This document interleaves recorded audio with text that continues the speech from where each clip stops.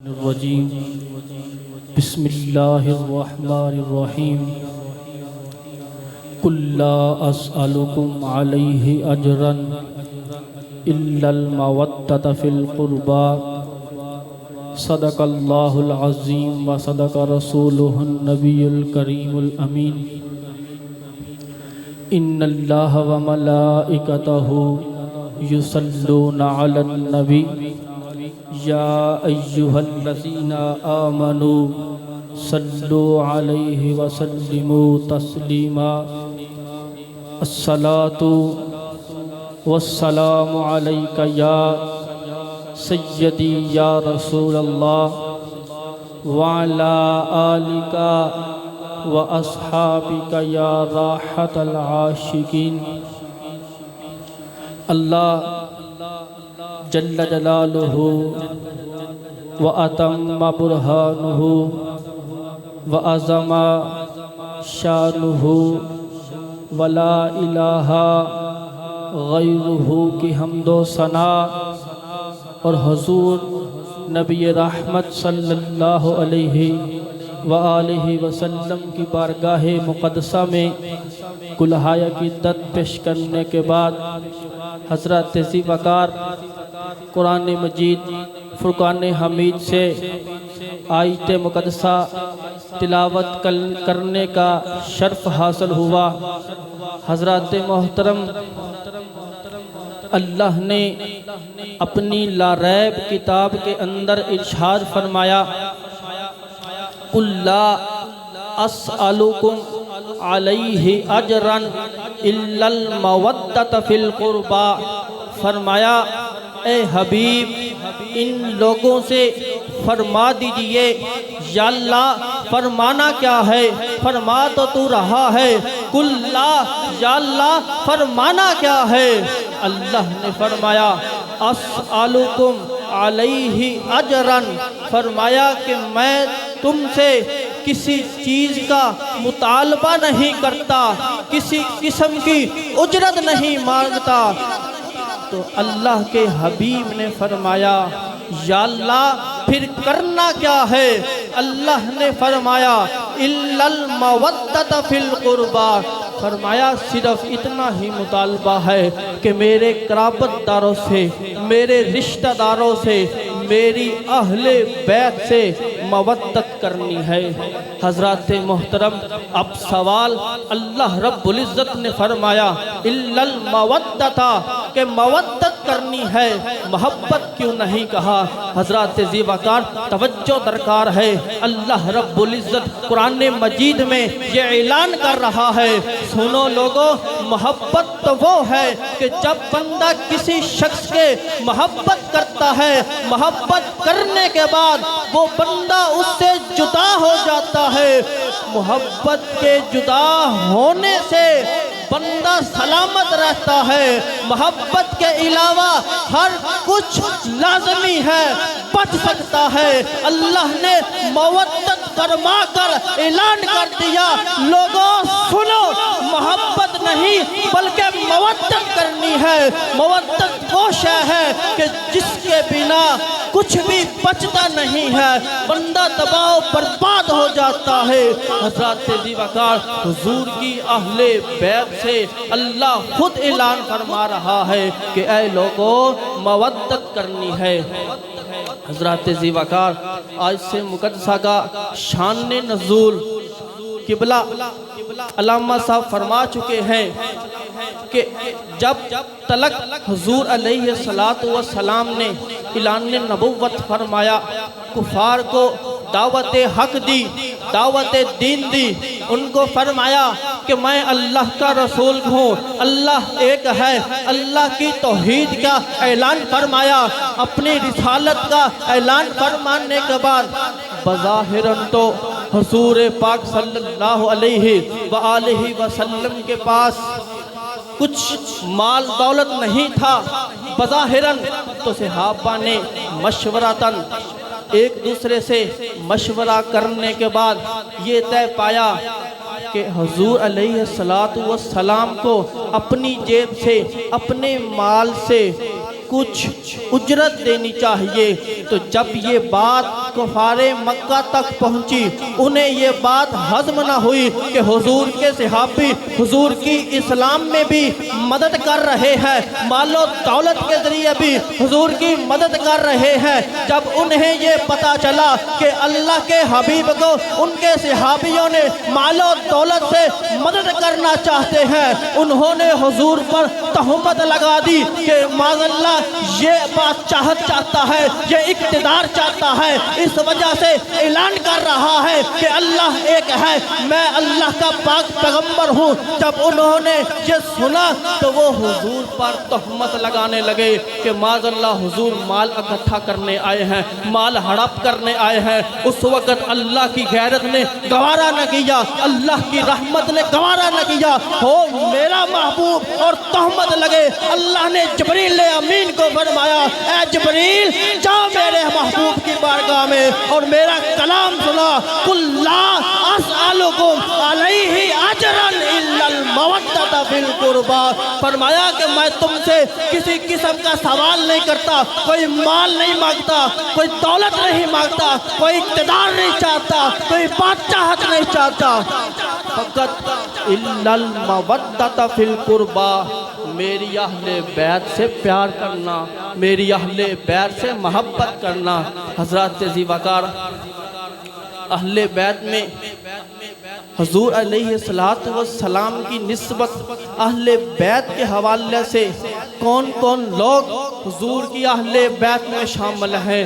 علماء نے لکھا ہے کہ بیت کی 3 قسمیں ہیں، ایک بیت نسبی ہوتی ہے، ایک بیت سکنا ہوا کرتی ہے اور ایک بیت ولادت ہوا کرتی ہے۔ یہ 3 قسمیں علماء نے لکھا ہے کہ یہ 3 قسمیں اہل بیت میں سے ہیں۔ آئیے آج دیکھتے ہیں کہ حضور کی اہل بیت میں کون ہے اور کون حضور کی اس اہل بیت میں شامل ہے کہ جس کے چرچے اللہ رب العزت آسمانوں میں بھی کرتا ہے اور جبریل کے ذریعے حضور تک پیغام بھی پہنچاتا ہے۔ ایسو نیا کہ یہ میں ان کو بتا دیجئے کہ میں کسی قسم کی اجرت طلب نہیں کرتا، کوئی مال و متاع نہیں مانگتا، صرف فقط میری اہل بیت سے محبت کرنی ہے۔ حضرات ذی وقار توجہ درکار ہے، بیت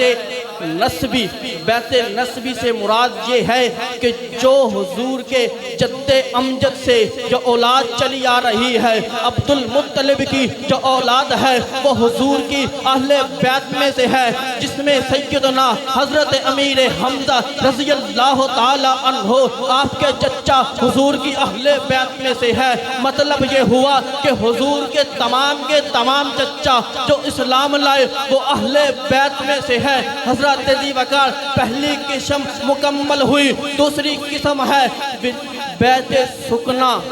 بیت سکنا سے مراد یہ ہے کہ حضور کی ازواج مطہرات کے ذریعے جو حضور کا رشتہ قائم ہوا ہے انہیں بھی اہل بیت میں شامل کیا جاتا ہے۔ توجہ درکار ہے، سیدہ طیبہ حضرت صدیقہ کائنات ام المومنین حضرت عائشہ صدیقہ رضی اللہ تعالی عنہا حضور کی زوجہ محترمہ ہے، حضور کی اہل بیت میں سے ہوئی۔ حضرات ذی وقار توجہ درکار ہے، حضور دوسری قسم یہ ہے بیت سکنا۔ بیت سکنا کا مطلب یہ ہے کہ جنہیں رہائش دی گئی ہو اور ازواج مطہرات کو حضور نے رہائش دی اور رہائش ہونے کے ناطے حضور کی ایک بیوی ہے صدیقہ کائنات ام المومنین حضرت عائشہ صدیقہ رضی اللہ تعالی عنہا، آپ کی زوجہ محترمہ ہے اور آپ کے والد گرامی سیدنا صدیق اکبر رضی اللہ تعالی عنہ حضور کے لگے سسر۔ مراد حضور کی اہل بیت ذکر کرنا ہے۔ بات چل رہی ہے کہ حضور کی اہل بیت میں شامل کون ہے، توجہ درکار ہے۔ بیت سکنا کے لحاظ سے سیدنا ابو بکر صدیق بھی حضور کی اہل بیت میں سے ہے، سیدہ حفصہ رضی اللہ تعالی عنہا ام المومنین مومنوں کی ماں ہے، حضور کے عقد میں ہے، حضور کے نکاح میں ہے۔ تو پتہ یہ چلا سیدہ حفصہ بھی حضور کی زوجہ محترمہ ہونے کے ناطے اہل بیت میں شامل ہیں۔ حضرات ذی وقار توجہ فرمانا، اب زوجہ محترمہ کے لحاظ سے جو اہل بیت میں شامل ہیں، سیدہ حفصہ کے والد گرامی مراد مصطفیٰ حضرت عمر بن خطاب رضی اللہ تعالی عنہ، آپ بھی اہل بیت میں سے ہیں۔ اب یہ پتہ چلا کہ جو لوگ ان صحابی، ان پاک ہستیوں کو حضور کی اہل بیت ماننے سے انکار کرتے ہیں، ان کے لیے پیغام ہے، ارے سنو، جن سے بیٹیاں لی ہوئی ہو وہ بھی اہل بیت کے ہیں، اور جنہیں بیٹیاں دی ہوئی ہوں وہ بھی اہل بیت کے ہیں۔ حضرات ذی وقار تیسری قسم ہے بیت ولادت،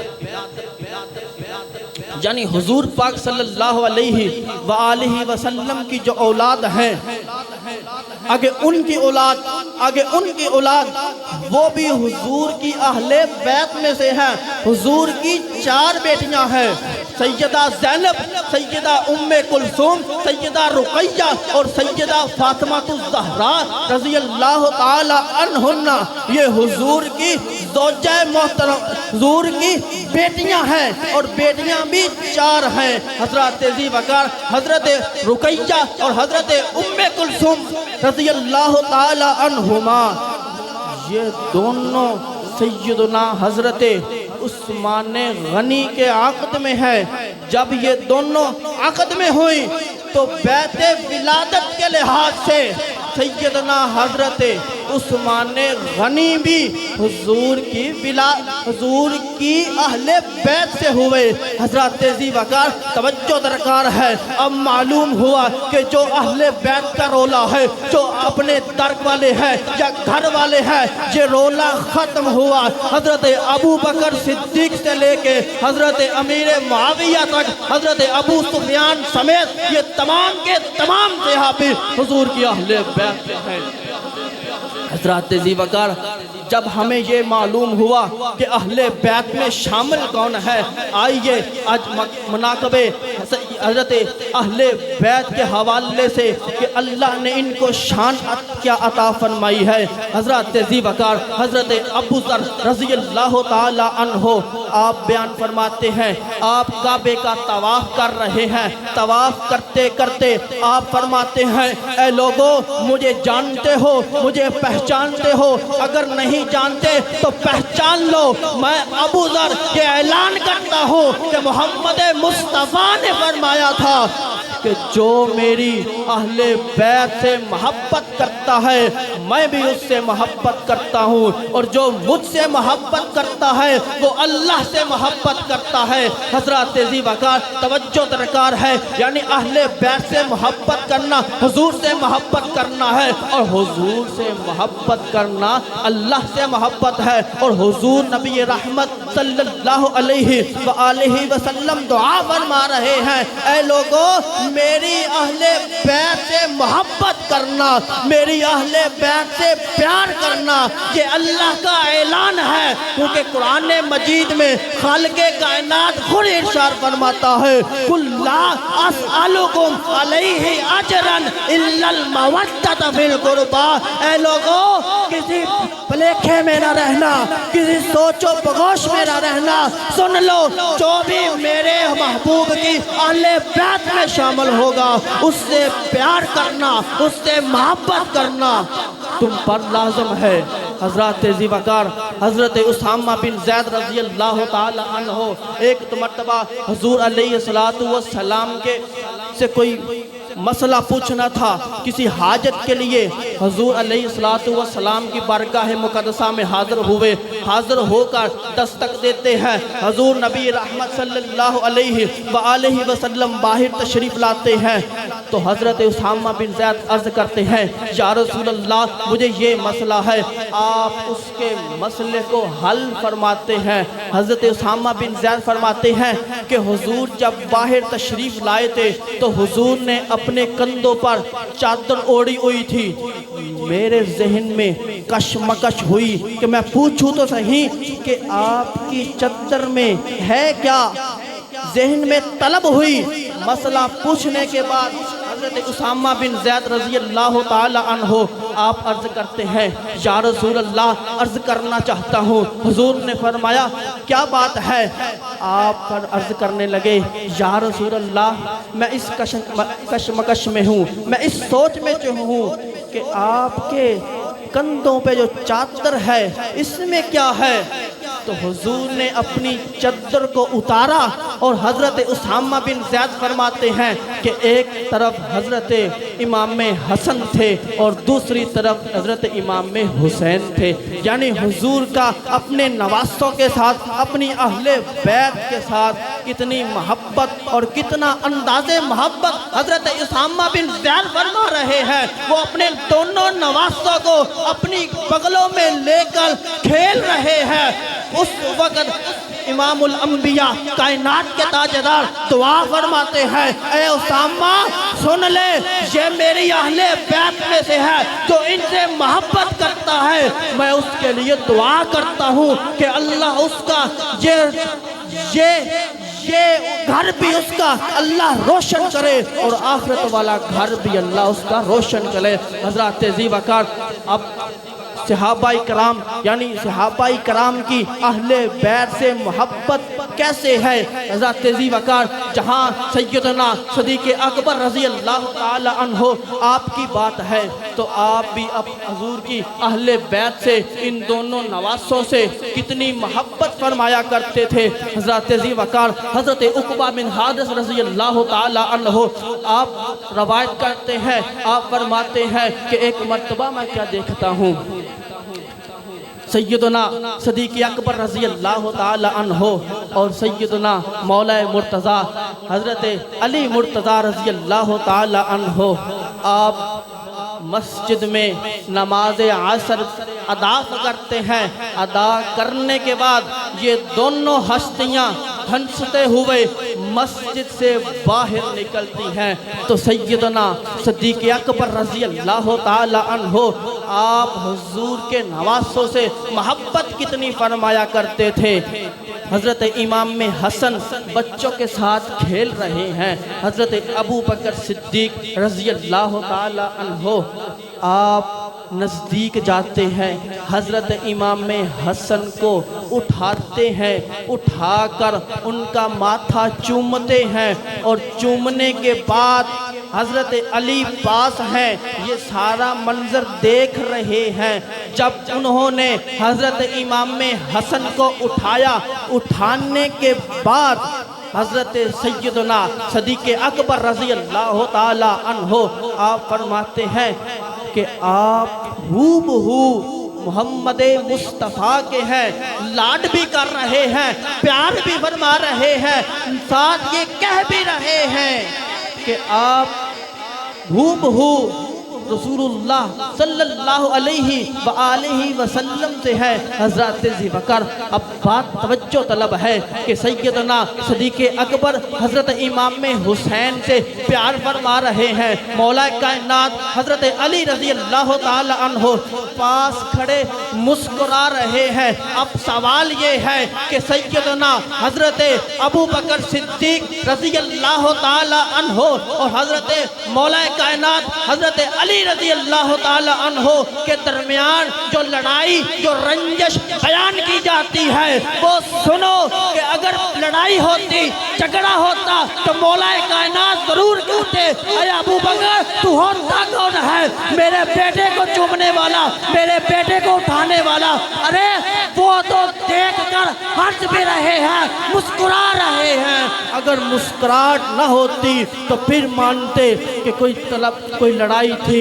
حضرات ذی وقار، حضرت عمر بن خطاب رضی اللہ تعالی عنہ اگر آپ کے بارے میں دیکھا جائے تو آپ نے بھی حضور کی اہل بیت سے بہت محبت فرمائی ہے۔ حضرات ذی وقار، میری دعا ہے کہ اللہ رب العزت ہمیں حضور کی اہل بیت کی شان، مقام و مرتبے کو سمجھنے کی توفیق عطا فرمائے۔ وما توفیق الا باللہ۔